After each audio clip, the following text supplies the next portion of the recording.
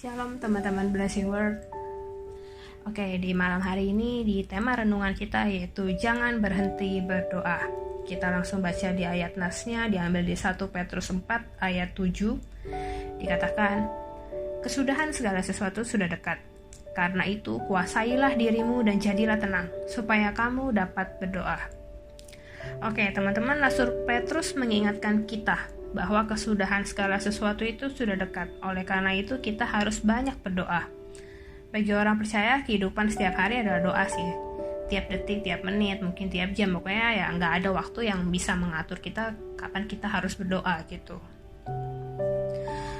Kita berdoa bukan hanya pada waktu-waktu tertentu, tapi ya bisa kapan aja gitu, sepanjang hari.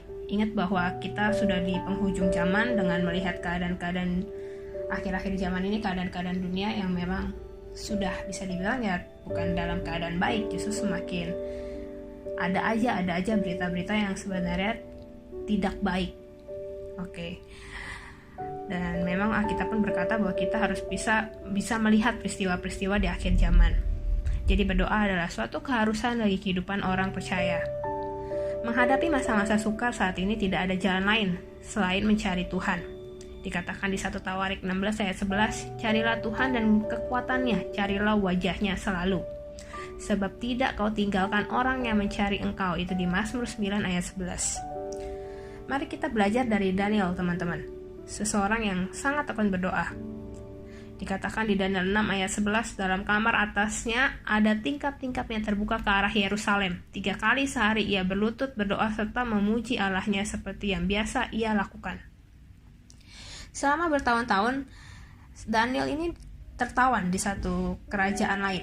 Tetapi Daniel gak putus asa atau berubah sikap jadi marah atau gak setia lagi sama Tuhan. Tetapi Daniel tetap menjaga hubungannya dengan Tuhan melalui doa yang dia lakukan 3 kali sehari. Meski sepertinya kayaknya waktu demi waktu, tahun demi tahun berlalu, yang dilewati Daniel gak menunjukkan sesuatu apapun terjadi. Seakan-akan mungkin kalau hari ini kita bilang, aduh kayaknya kok doa saya sia-sia gitu. Tapi Alkitab jelas menyatakan bahwa kehidupan doa Daniel tidak terpengaruh oleh situasi yang ada. Jadi Daniel tetap berdoa sekalipun ya keadaannya belum berubah. Nyata sekali ada dampak yang luar biasa dari kehidupan doanya, yaitu Daniel tampil sebagai seorang muda yang istimewa dan memiliki roh yang luar biasa sehingga raja pun memberikan kepadanya jabatan yang tinggi. Itu teman-teman bisa baca di Daniel 6 ayat 29.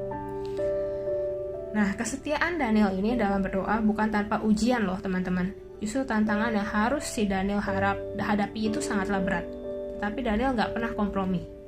Dengan ketegasannya terhadap dosa, Daniel pernah dimasukkan ke dalam gua singa yang tampaknya menjadi akhir dari segalanya. Kayak kita tuh kayak nemuin masalah yang besar, terus akhirnya kita bisa bilang, wah ini kayaknya kiamatnya saya nih. Tapi gak dengan Daniel ketika itu. Tapi justru hal itu menjadi kesempatan bagi Tuhan untuk menunjukkan kuasanya untuk Daniel. Jadi teman-teman, kesimpulannya di malam hari ini dari renungan kita di malam hari ini yaitu marilah kita membangun roh kita melalui doa. Karena hanya dengan berdoa kita melibatkan Tuhan dalam kehidupan kita, dan pada saatnya Dia pasti menyatakan kuasanya atas kita.